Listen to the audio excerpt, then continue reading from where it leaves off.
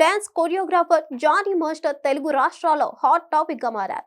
Junior choreographer పై లైంగిక వేధింపుల కేసులో అరెస్ట్ అయి బెయిల్ పై బయటకు వచ్చిన ఆయన తాజాగా సంచలన ట్వీట్ చేశారు. ఈ ట్వీట్ ఇప్పుడు సెన్సేషనల్ గా మారింది. సోషల్ మీడియాలో పోస్ట్ ఎవరిని ఉద్దేశించి చేశారన్నది హాట్ టాపిక్ అయింది. ప్రస్తుతం సోషల్ మీడియాలో జానీ మాస్టర్ పోస్ట్ గురించి చర్చ జోరుగా నడుస్తుంది.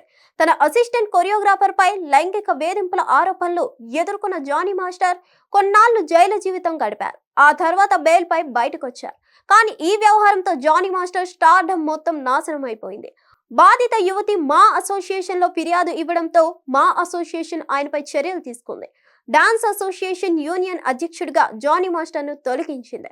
ఆ తర్వాత నేషనల్ అవార్డు సైతం వెనక్కి తీసుకున్నారు.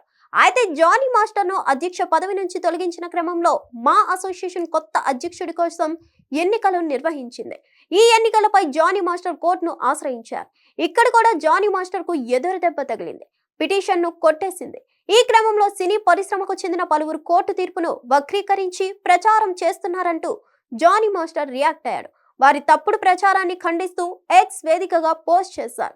తమ సొంత లాభం కోసం కోర్టు ఆర్డర్లపై కూడా తప్పుడు ప్రచారాలు చేసేవారిని చూస్తుంటే జాలేస్తుంది. ముందస్తుగా నాకు తెలియకుండా జరిగిన యూనియన్ ప్రెసిడెంట్ ఎలక్షన్స్ గురించి నేను పెట్టిన కేసుకు సంబంధించి వచ్చిన తీర్పును మీకు అనుకూలంగా నచ్చినట్టుగా మార్చి మరో కేసుతో ముడిపెట్టి పోస్టులు పెడుతూ ఉన్నారు. మీరేది చెప్పినా ప్రజలు నమ్ముతారనుకుంటున్నారనేది మోకాని అసలు తీర్పు వివరాలు బయటకు వచ్చిన రోజున మీ నిజ స్వరూపమేంటో, దేనికోసం ఈ దుష్ప్రచారం చేస్తున్నారని అందరికీ అర్థమవుతుంది. ఆ రోజు ఎంతో దూరం లేదు, న్యాయమే గెలుస్తుంది, నిజం అందరికీ తెలుస్తుందంటూ రాసుకొచ్చారు.